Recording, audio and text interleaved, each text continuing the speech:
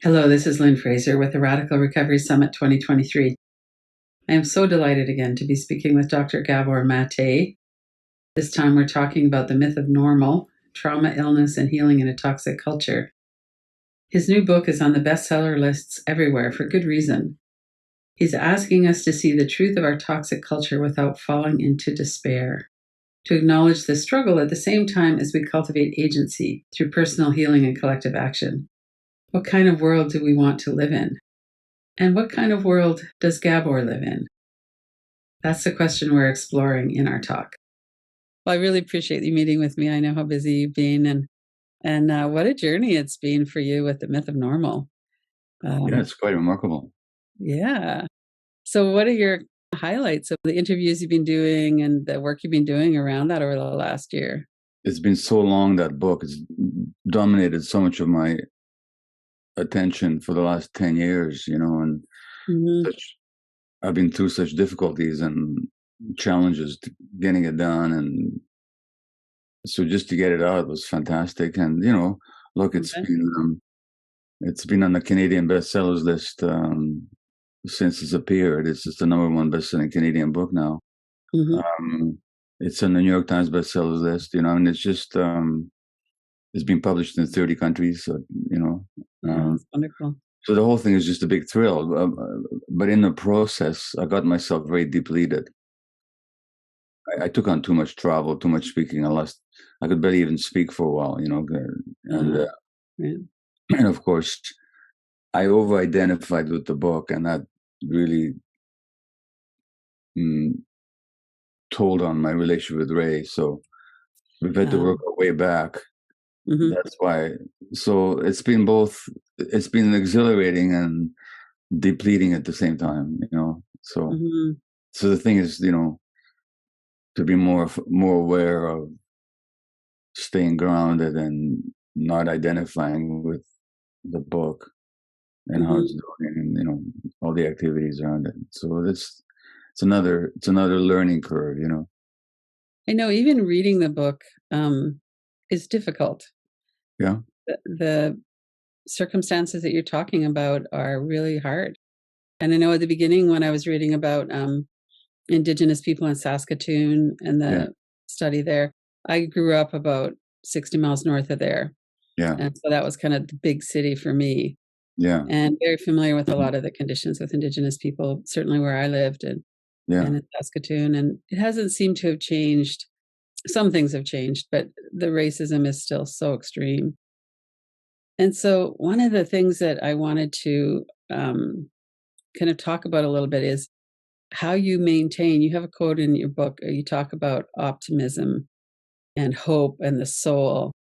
And how do you work with all of those really difficult things without turning away from them and still find this optimism and hope and joy? And so your book seems like it's such a massive tome of what's going on in our culture, and it's a real cry for we need to pay attention, and yet there's hope in it as well. Well, it's not so much hope, which is the wish or the desire for something to happen in the future. It's more about what's possible for people. And you and I wouldn't be doing this work if we didn't see possibilities in people. And on the individual level, we've both seen people utterly despondent and really at the end of their rope, really, and then come back and do magnificently. And so that possibility is just there. It's not a question of a hope. It's a possibility. So I see that possibility in myself, in anybody I work with, and I see it in the world in general. I haven't always seen it. I'm not always in touch with it, but it's there. And that's just a given. So it's like I quote in the last chapter, I quote Chomsky, who's quoting Antonio Gramsci, who's an Italian, and he said that he talked about pessimism of the intellect, optimism of the will. It's kind of like that. Like the world is really in a difficult situation, and Yeah. Although the official ideologues of the system are lionized for telling us everything's better than it used to be. In fact, no, people are in a lot of trouble. A lot of people are suffering, and it's getting worse. And internationally, nationally, people are more anxious, more worried, more stressed, more threatened. But at the same, so that's just, if you don't see that, you're just not looking at reality. But at the same time, the possibility is still there because you also see that, I mean, the very fact that a book on trauma, like my own, or Bessel's, or Bruce Perry's book on trauma, these are bestsellers. What does that tell us about human consciousness? It means that at least a certain number of people are really looking for answers and are willing to look at some of the really difficult questions. That means there's a real possibility.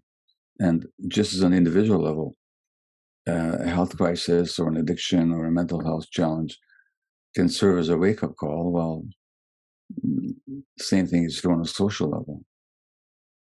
But I don't think it's easy, and I don't think it's imminent that there's going to be significant change. I also think it's inevitable. Mm-hmm. The people that you're mostly talking with are people who are showing an interest in this. Well, who else would talk to me? Right. Right. It's not everybody. No, it's not everybody. Right. What are you seeing that's, we talk about these things like community and not being so isolated and finding a way to work with other people, that self-inquiry to be able to actually see the world as it is. So for me, being in communities really supports that. What are you seeing in terms of the people you're speaking with? Are you seeing that people are coming together more, at least some people? Well, every time I speak, it's people come together because True. Yeah.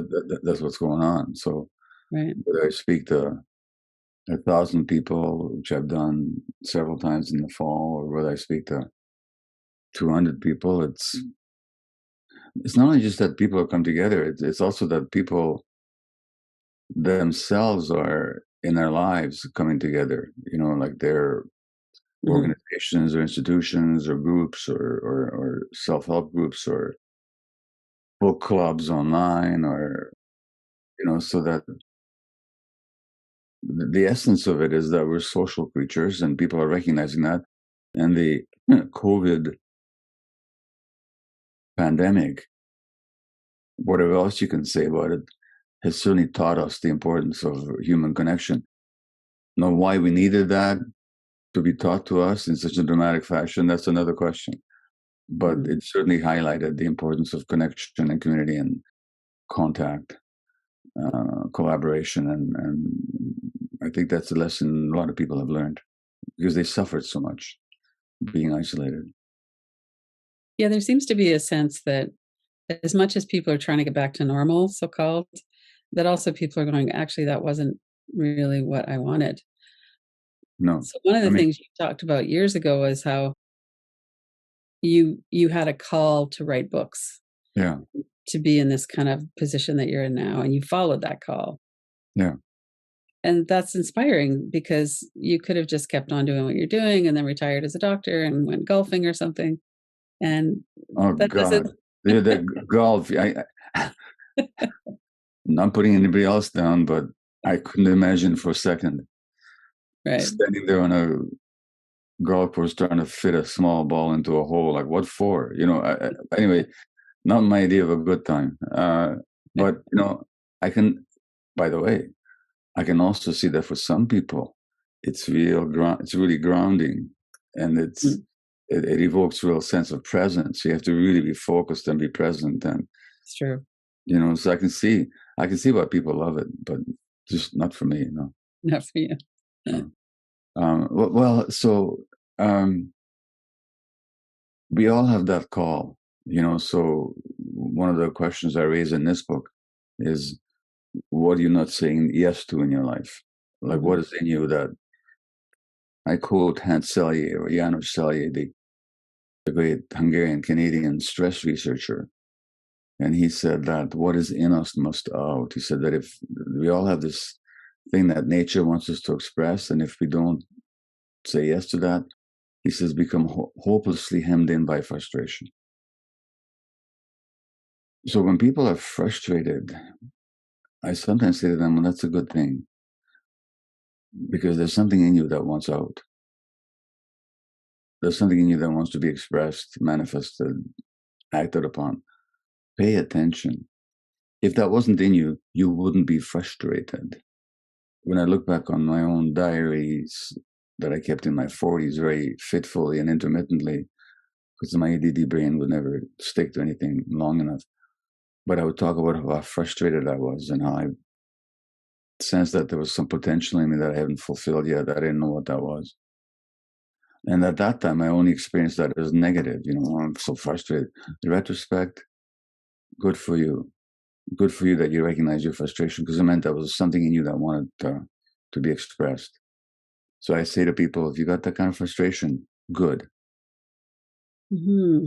Pay attention to, what is it that wants to come out? What is it that wants to be expressed? And so often when people feel that frustration, they go into some kind of an addiction. Yeah, it's rather than feeling the frustration, they want to escape from it into some external activity that doesn't come from within, but that soothes the frustration temporarily. And I mean, I both know, and we don't have to tell your audience where that leads us. Right.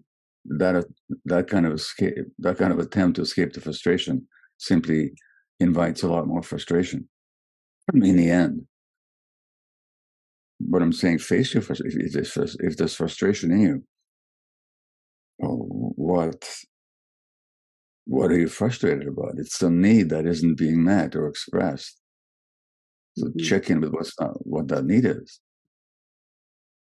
You help a lot of people through the compassionate inquiry, the method that you use and that you train people in. So if someone comes to you and says, I'm really frustrated, I feel like my life is meaningless, or whatever that may be, what are some of the questions that people might ask, or what are some of the things people might do? Well, the first thing I'll point out to them, there's no such feeling as my life is meaningless. That's not a feeling. Feelings are, I'm tired, I'm hungry, I'm sad, I'm angry. Those are feelings. My life is meaningless. Not a feeling, is it? What is it? What is it? That's a belief. It's a belief, yeah. Right. Okay.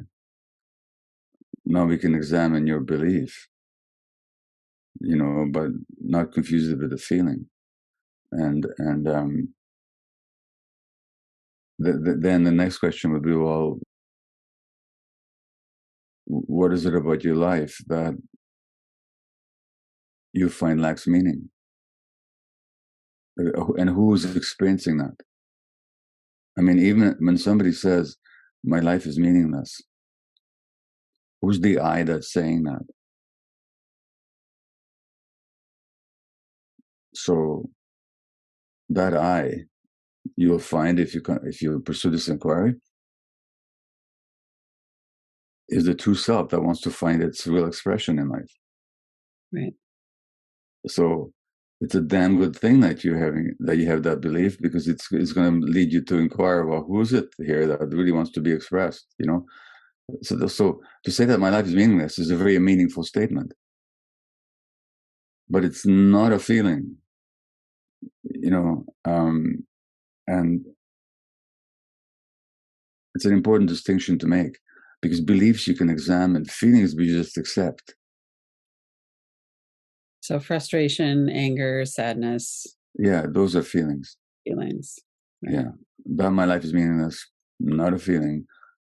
How did I develop that belief? What desire does that belief cover?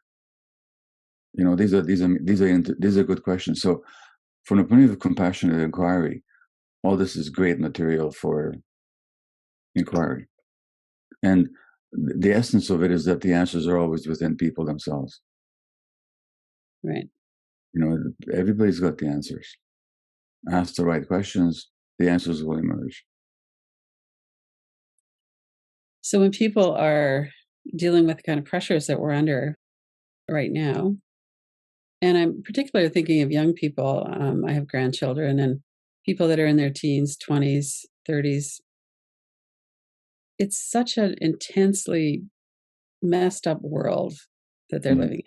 A lot of times their parents are really stressed. Over the last 50, 60 years, the economic crunch has gotten so much stronger for people. Yeah. What's your sense of what's happening with young people? Do you feel like there's kind of an awakening there, or do you feel like I know there's a lot more anxiety amongst young people. Well, statistically, the rates of kids or young people being diagnosed with anxiety, depression is going up. The number of people being medicated is going up. The number of youth suicides is going up. So something's going on, and I think it's because the conditions under which young people develop have become a lot more stressed, a lot more alienated, and there's the huge, noxious influence of the digital media. In the myth of normal, I talk about this. I'm certainly not the only one to talk about it. That young babies are now handed iPads and cell phones,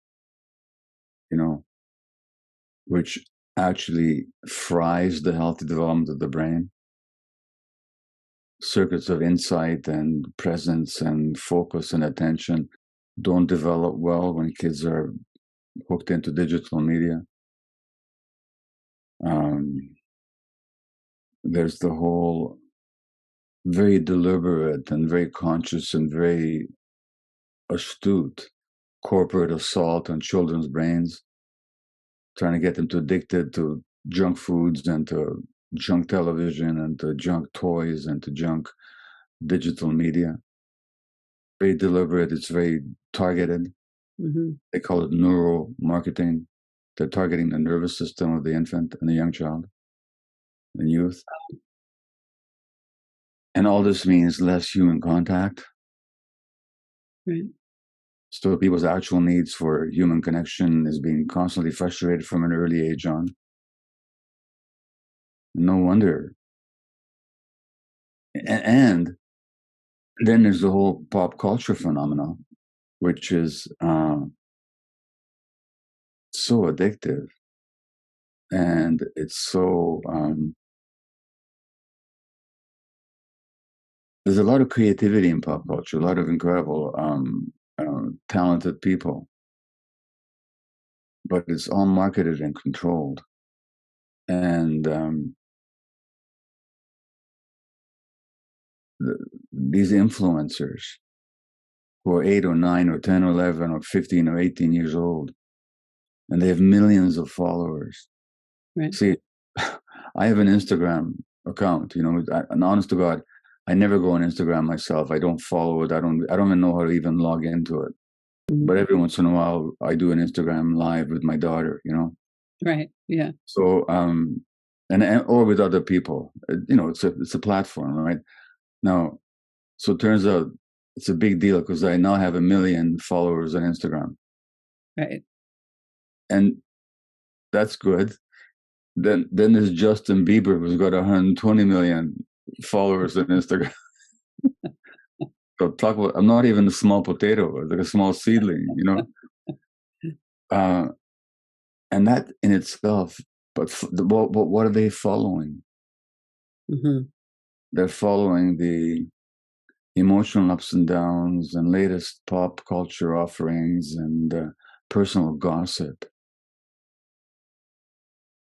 of a very troubled young man, right, who is having to grow up in public under tremendous pressure, and a lot of these influencers are that way. And these are What are they influencing? And this is the pop. I'm not criticizing them. I'm just saying that they're adrift. Multiple millions. There's a 10-year-old kid whose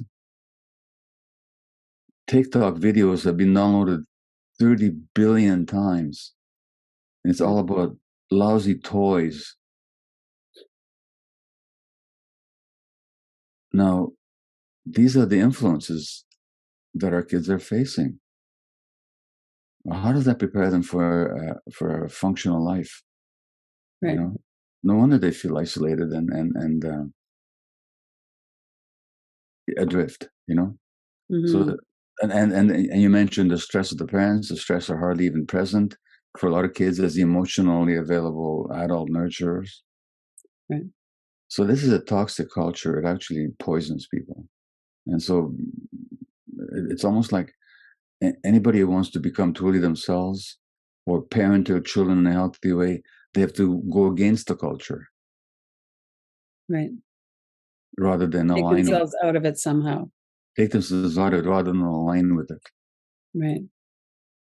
And actually, in the final chapter of The Myth of Normal, I quote Abraham Maslow, the psychologist, and he found when he looked at self-actualized people, there are people who are disconnected from the culture. Oh, interesting. Right. That the more, not in an automatic, reflexive, oppositional way, but they just found their own meaning. And they disconnected from they were healthy because they disconnected from the unhealthy culture. And that's very different from disconnecting from ourselves and from other people. Yeah, disconnecting, by the way, not in a sense of, maybe detaching is the right word. Like they lived in the culture, but they didn't identify with its values. Right. They insisted on their own meaning and their own interpretation of what was important, not as dictated by the culture, Right. So, what kind of a culture is it that in order to be healthy, you have to detach from it? Well, we live in such a shaming culture too, with the influencers. Part of it is, even like when I think about Michael Jackson when he was a boy. Yeah. It was so sad to see the pressure that he was under and Well, continued to be under. Well, again, in The Myth of Normal, we talk about these pop culture figures that we idolize, and very often they're the most traumatized people. They are. And we celebrate them for we kind of deify them rather than seeing their humanity. So you get an Aretha Franklin, who sings this song called R.E.S.P.C.T. about respect, and she becomes an anthemic figure of feminine self-expression. She was an abused woman on her life, Right. from childhood into adulthood. She hid her emotions from the public, and everybody bought into the image, and nobody saw the person. And the same thing is true from Elvis Presley and Marilyn Monroe, Kurt Cobain, Amy Winehouse, any number of, so we buy into, I talked to Alison Morissette, and she, even when she was an adolescent, a 15-year-old pop star, she was sexually exploited by the people around her. Right. She talks about it now, and it's quite remarkable to see her perform, which I had an opportunity to see in Vancouver a few months ago. Remarkable performer. Mm-hmm. What a voice and what a presence. But she's really had to work hard to attain her authenticity, in the face of cultural expectation. So many of these figures that are pop culture icons are living lives that are totally inauthentic. And we idolize them. What's your sense of why that is? Why are we so vulnerable to that kind of influencing? Because people do find their lives meaningless, and they try to find meaning in the adventures and triumphs and losses and travails of famous people. It's vicarious living. Right. I mean, does it really matter that Prince William and Prince Andrew had a fight? Does it really matter to anybody's life? Right. And what's the difference? What's the headline? Brothers have a fight. That's the headline. Yeah. But Right. because the names are William and Andrew and there's Prince in front of them, this is really important stuff. Mm-hmm. No, it isn't. It's just two brothers, two traumatized brothers having a disagreement and some hostility.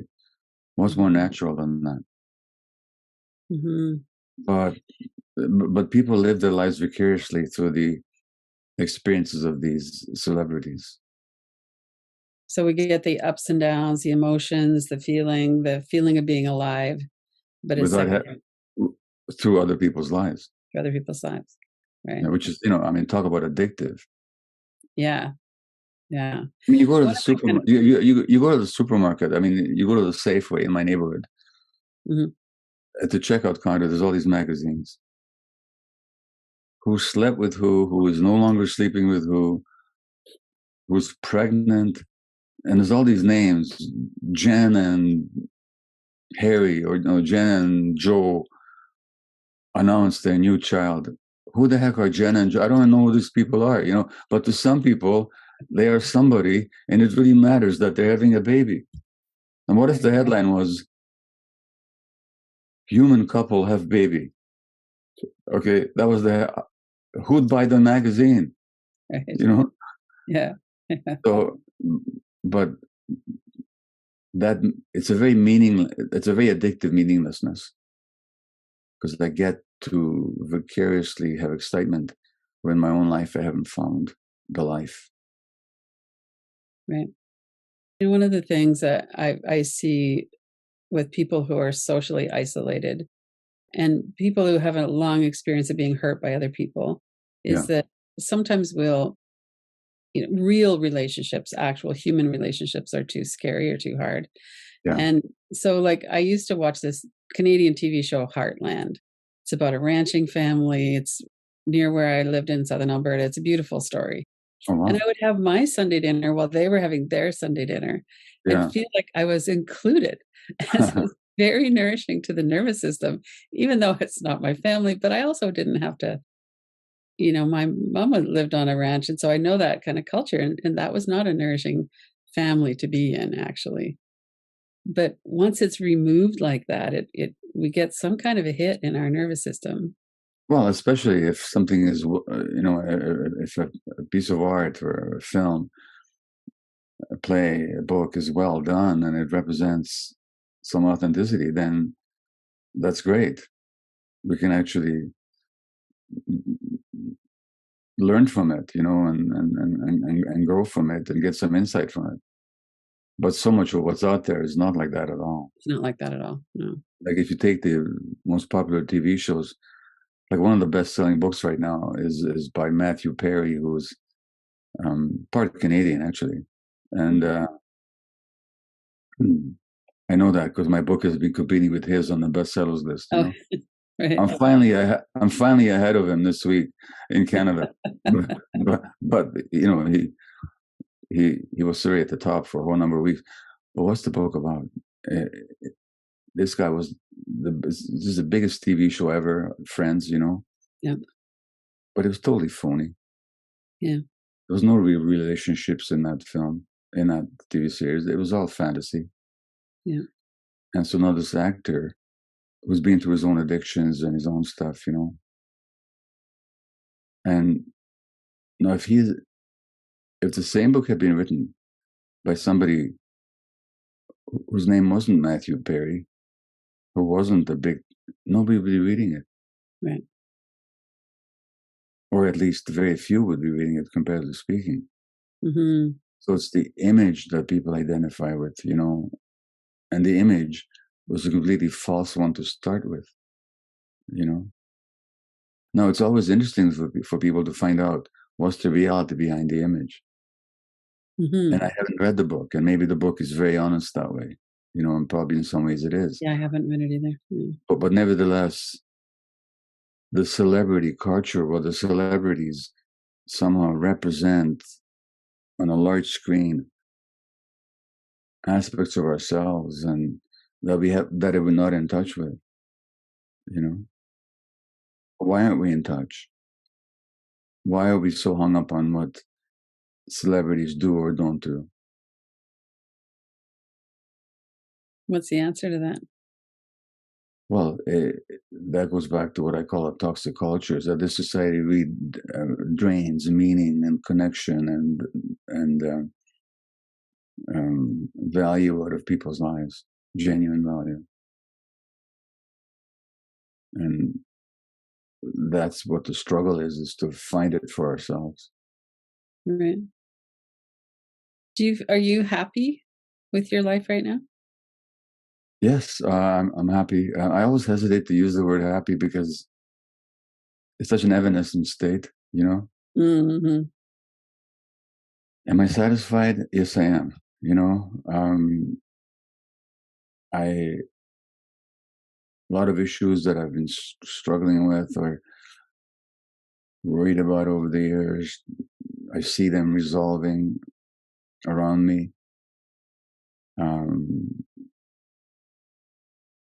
I just had a wonderful week with my wife, you know, and after 53 years of marriage, it's a better relationship than ever, you know. Oh, beautiful.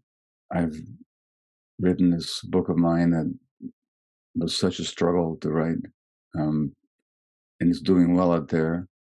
Um, the reason I hesitate to answer the question absolutely in the positive is I do have a sense that there's more yet.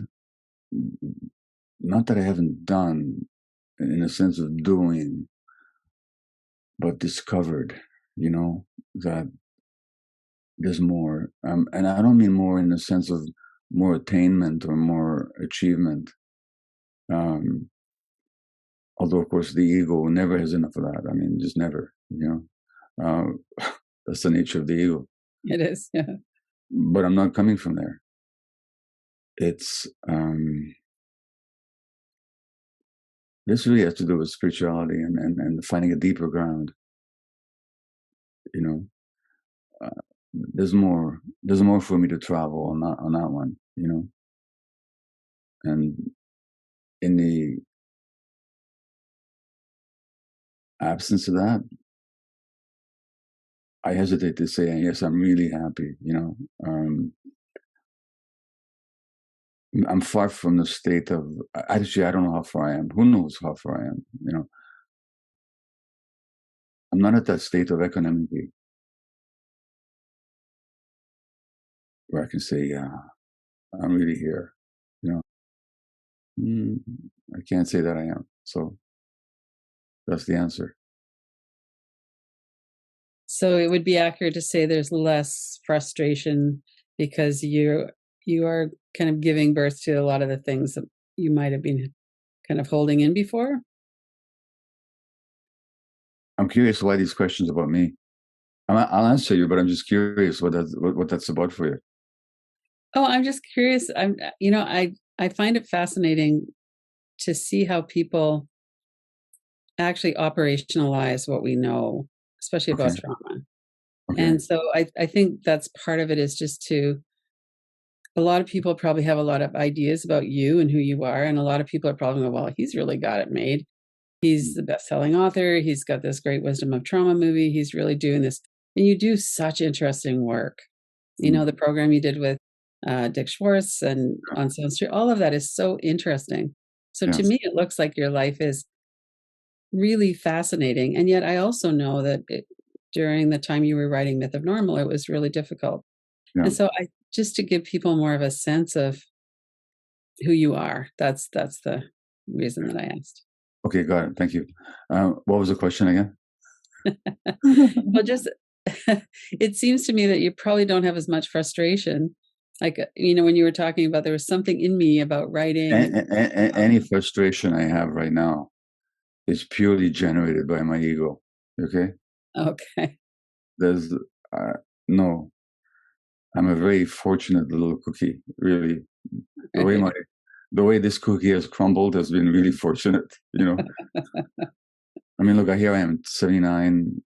get to travel the world, speak what Mm, I want, say what I believe. right. I mean, sometimes, People listen to you.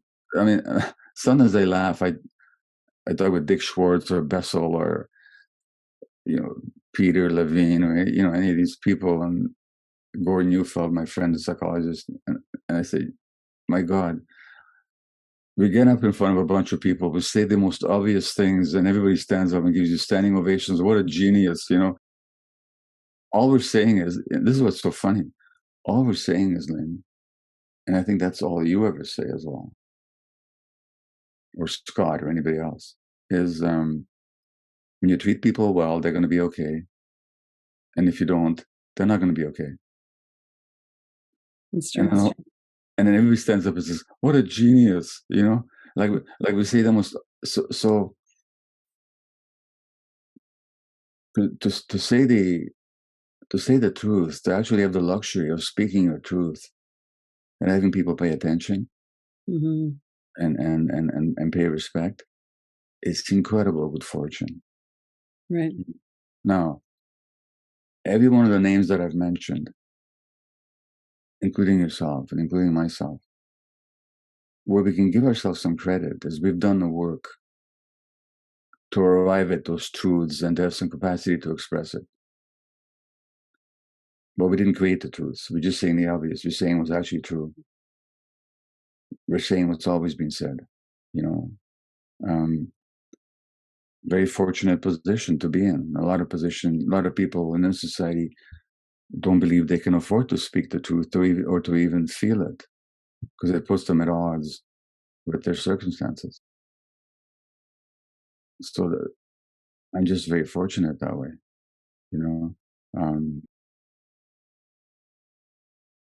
So any frustration is purely ego generated. It arises when I compare myself to somebody else, or, do you know that story of the fisherman and the fish, where this fisherman catches this fish, and the fish says, you don't realize this, but I'm the king of the fish, and if you throw me back and give me my life, I can grant you every wish. Well, you know how that story ends. I don't remember the ending of it, actually. Well, the fisherman says, well, I just wish for a new house. The fish says, go home. He gets home. There's his wife sitting in this beautiful new house. And the wife says, what happened? And so the fisherman tells the story. He says, you idiot. Couldn't you have asked for a palace? And he goes back to the ocean and summons the kingfish and, could I please have a palace? And the fish says, not to worry, go home. Until he becomes the king. And then he becomes the Pope. And you idiot, couldn't you have asked to be God? And he goes back to the king and says, I want to be God.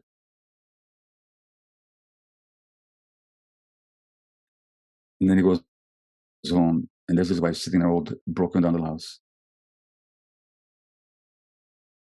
And that's the insatiable ego. Right. That no matter what it gets, it'll get you back to that same misery. If you keep following it, doesn't matter what it attains, it never is enough. And it'll lead you back to the same misery that you started from. Right. Well, that's the nature of the ego. And I'm saying that any frustration that I experience comes purely from that egoic mind of mine. In my actual life, no, there's no frustration. There are things that I care about, mm-hmm. things that upset me when I look at the world. Yeah. There's things that I want to do something about, and things that I have to accept that I can't do anything about. It's not the same as frustration. Yeah. So there's something in many of us that says that's a dangerous path. I'm not going to keep going down that. I see it. It's natural that it happens, but I'm not going to keep kind of following that. So you mentioned, oh, go ahead. No, you go ahead. I'm sorry. Which path do you mean now? Oh, the path of the ego. Yeah. Yeah. And then there's also the path you mentioned a minute ago about spirituality. Yeah. So that's, do you want to talk about that a bit or no? Well, the thing with the ego is, I'm reading Eckhart Tolle again, and he's just the best there is when it comes to understanding the ego, Mhm. and I find it helpful to keep returning to him every few years. And with that ego, you just observe it, just watch it doing its thing. There's nothing wrong with it being there. Don't let it take over. Don't identify with it, and it's actually very funny.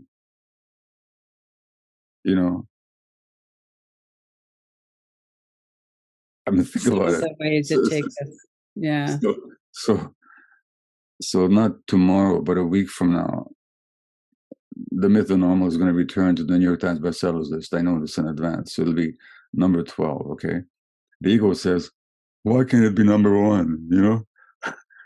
Now, if 2 years ago, you had told me that my book's going to be, oh my God, incredible. I'll take it, but once you get it, the ego, no, not enough, Right. and then, and if it was number one,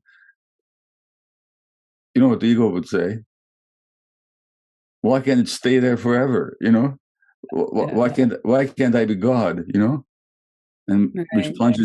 plunges you back into the same misery of inadequacy and insufficiency and loss. Hmm. That is the very basis of the ego. Right. So when it comes to spirituality, if I understand Eckhart, and I think he's just wonderful, uh, it's just not identifying. Your degree of spiritual development is reflected by the degree to which you don't identify with the ego. It's not about some big woohoo, Right. Now, he did have the big woohoo. I mean, totally did. He was really depressed and life was almost at the end of his tether. And then he surrendered to it, and Right. it took him some while to integrate that experience. But as he points out, for most of us, that's not how it happens. Right.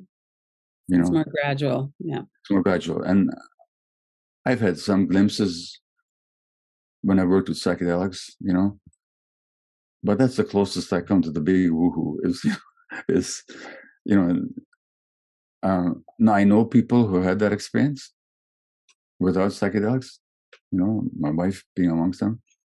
Doesn't fix your life. Right. It's just a touch point. It gives you a glimpse of what's possible. But for most of us, it's work. So the spiritual work for me, and I think for most people, is whether you meditate or do yoga or whatever path you follow.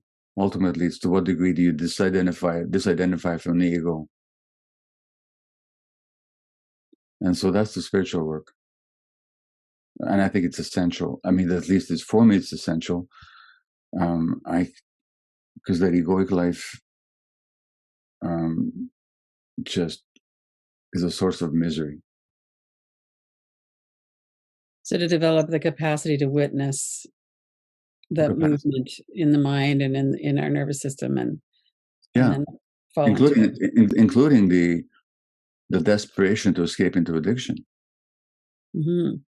You know, I mean, that could be noticed as well, and it could be noticed compassionately, not as an enemy, but as, oh, this is your attempt to escape, isn't it? Hmm. But that capacity to observe and disidentify, I think that is the essential spiritual work. It's interesting to circle back to Dr. Maslow talking about the pulling back from when we were talking about that, Yeah, not identifying with popular culture, not like we're yeah, part of culture, but not basing our worth on that culture that's right. to be able to Well, come back and be who we really are. yeah, and I think spiritual teachers have forever engaged with this question of being in the world but not of it. I mean, the Buddha made that decision at some point. Like he had this satori, he had this experience, and he, according to tradition, he then had a decision to make. I could dwell in my equanimity,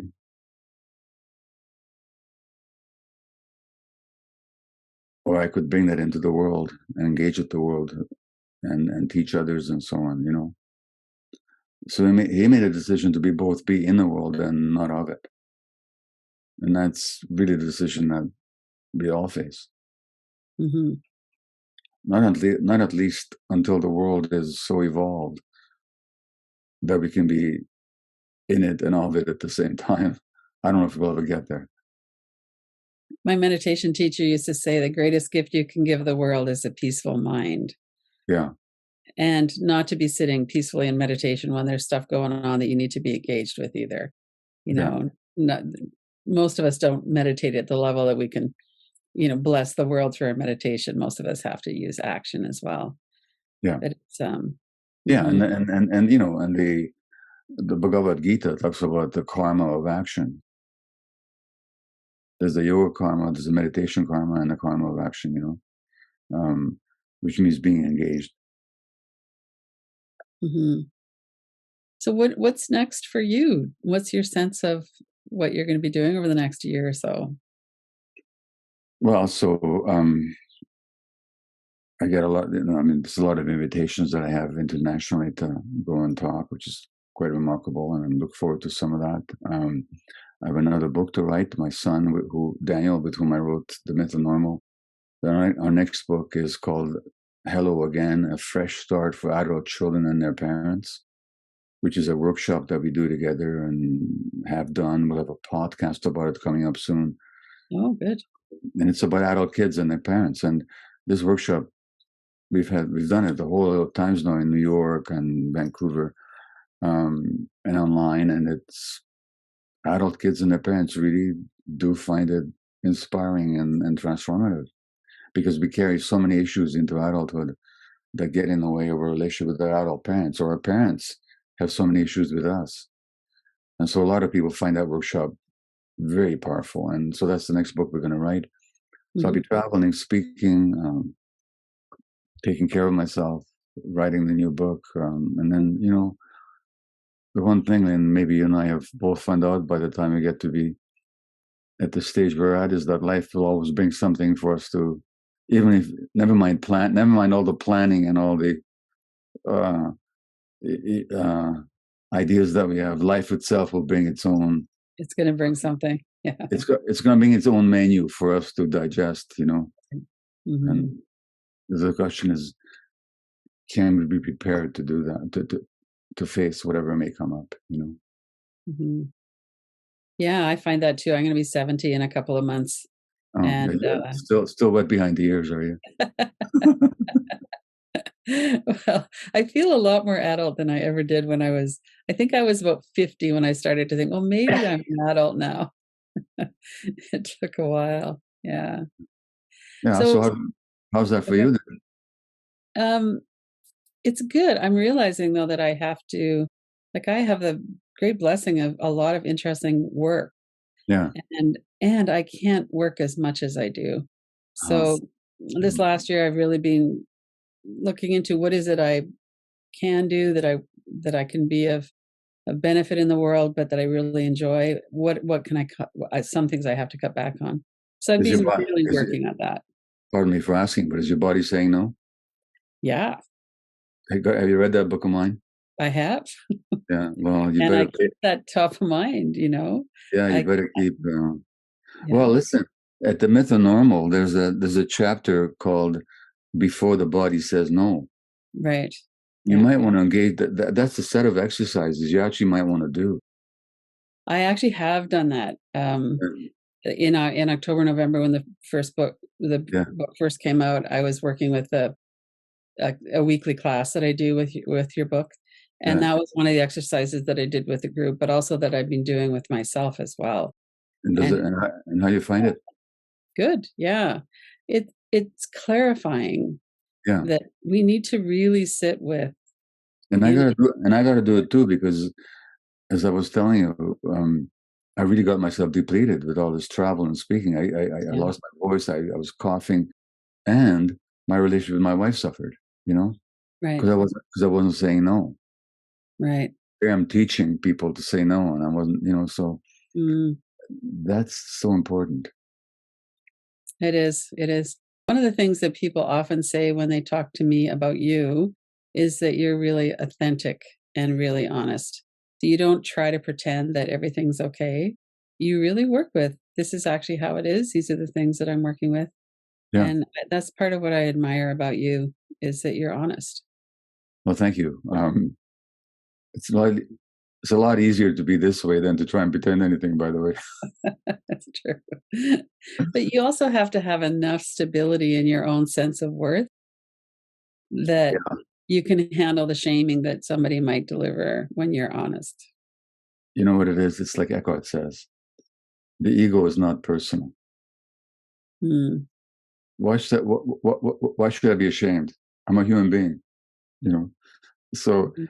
it's yeah, my worth is not dependent on what other people think of me, or it's certainly not. It's not dependent on me looking good, Right. Or anybody, So it's but the biggest thing is it's not personal. Right. It's so general. So why should any of us be ashamed of our foibles and our challenges and our contradictions? Yeah. Yeah, we have to find ways to let that in and to let ourselves be kind with ourselves. And yeah. Yeah, or look, what's in the way of me being kind to myself? Hmm. You know, Yeah. or Some of the believe. questions in your book were very helpful in terms of what's in the way of me. What am Yeah, I saying yes to? What am I saying no to? yeah, What's in the way? or sometimes what am I not saying yes to? Yeah. Hmm. Like, how do I keep myself so busy and occupied that what's really in me is Yeah. blocked from being expressed? Right. Yeah, really wonderful questions. So I know that we're at our time here, but thank you again for being on the Radical Recovery Summit. I feel very fortunate and blessed that you've come back on again this year. And this year our theme is embodied healing. So, Mm. it's such a good way to look into this. And thank you for your book. And thank you for your work. And I really appreciate you. Well, then, thank you. It's always such a pleasure to speak with you. So I'm glad I could make it happen. Thank you.